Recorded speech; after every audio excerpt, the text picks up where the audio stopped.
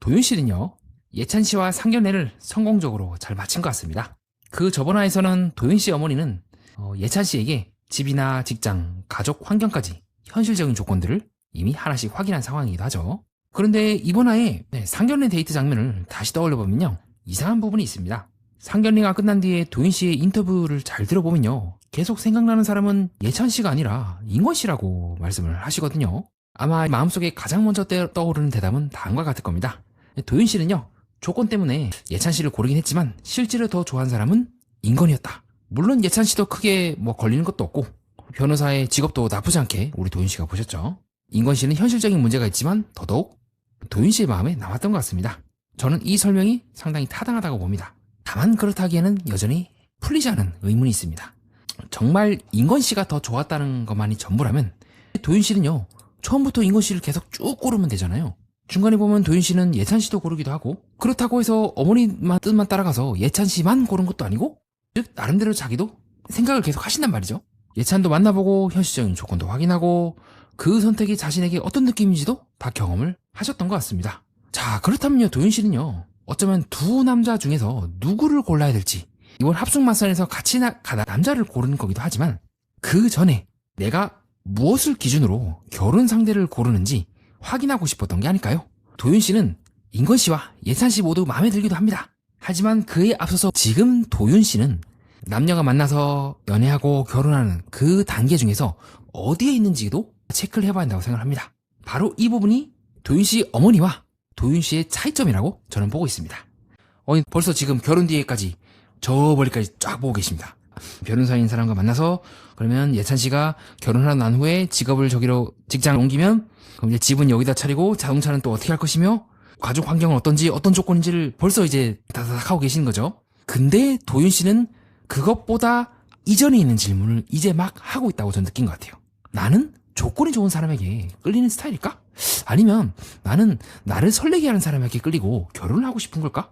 그렇다면 나에게 설렘은 어느 정도의 퍼센트일까? 아니면 끌리는 게 더 중요할까? 나는 현실적인 문제가 있어도 마음이 가면 부모님의 반대라든가 그런 것들을 극복하고서라도 내가 결혼을 하고 싶은 걸까? 아니면 결혼하기 좋은 사람과 좋아하는 사람이 다르면 어떤 기준으로 누구를 골라야 되는 걸까? 즉 도윤 씨 어머니와 도윤 씨 모두 인건 씨와 예찬 씨를 보고 있지만 서로 질문의 층위가 다르다는 겁니다. 도윤 씨 어머니는 이미 예찬 씨와 도윤 씨가 서로 마음에 들고 이 부분에 대해서는 문제가 없다, 결혼할 수 있다. 그 이후에 어떻게 할지 본다면 도윤 씨는 아직 조건은 괜찮지만 끌림은 다른 사람에게 더 크다면 내가 어떻게 해야 되지를 생각하고 있는 셈이죠. 물론 이렇게 본다면 어떤 분들은 이제 저 이야기를 듣고 그러면 이제 도윤 씨가 문제가 있는 거 아니냐, 보면 도윤 씨는 결혼에 대해서 잘 모르고 지금 자기 마음에 대해서 잘 모르고 나왔는데 그러면 합숙마선에 나올 게 아니라 연애 프로그램에 나와서 연애가 뭔지나 아니면 자기가 어떤 마음인지 결혼하고 싶은지를 먼저 확인하고 와야 되는 거 아닙니까? 라고 볼 수 있을 것 같은데요.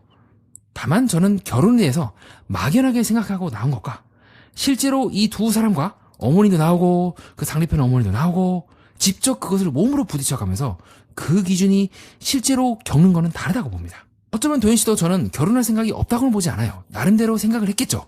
근데 막상 이 프로그램이 나와서 보여주고 있는 도윤 씨의 모습은 예상하지 못했던 거야 일 가능성이 높다는 겁니다. 그렇기 때문에 이 합숙마선과 같은 연애와 결혼이 굉장히 압축적으로 빠르게 이어지고 있는 이 프로그램에서는 그 차이와 그 속도에 대한 이견이 빠르게 드러나는 거죠.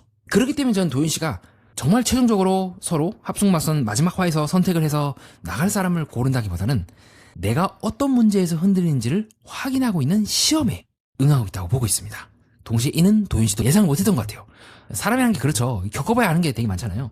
그렇기 때문에 도윤 씨는 예찬 씨를 오히려 만나면서 나는 이때까지 나도 상대방 조건도 괜찮고 서로 만나면 될 거라고 생각했는데 인건 씨라고 하는 사람을 만나게 되면서 내가 생각보다 조건 외에 다른 것도 보고 있네 라는 거를 깨닫고 있는 상황이지 않을까요? 그렇기 때문에 저는 이 합숙마선이 또 다른 괜찮은 부분이 이 부분이라고 봅니다. 제가 이해하고 있는 이 다른 출연자들은 어느 정도 결혼에 대해서 좀 각오를 하고 나왔다는 느낌을 받았어요. 바로 본론으로 넘어가고 내가 어머니께 어떻게 말해야 되는지, 특히 다혜 씨 같은 경우는 그런 부분이 굉장히 능하죠. 어떻게 내가 어른들을 모셔야 되고 어른들 앞에 어떻게 포지션을 잡아야 되는지가 되게 명확하다면 도윤 씨는 반대로 처음 이제 맞선에 대해서 생각을 하거나 아니면 이제 막 결혼에 대해서 고민하기 시작한 사람들이 이 합숙맞선이라고 하는 이 프로그램 안에 던져지게 된다면 어떤 모습을 보일지 조금 이제 헤맨다고 볼 수가 있겠죠. 하윤 씨 같은 경우는 벌써 이제 나는 동령이고 엄마를 어떻게 설득시켜야 되나 고민하고 있다면 도윤 씨는 시작일 수도 있다는 겁니다. 즉 같은 맞선이라고 하는 프로그램에 묶였지만 서로 위치에 있는 그 수준이 다르고 그 수준이 다른 사람들이 모이게 되면서 훨씬 더 이 프로그램이 풍부해지는 거죠.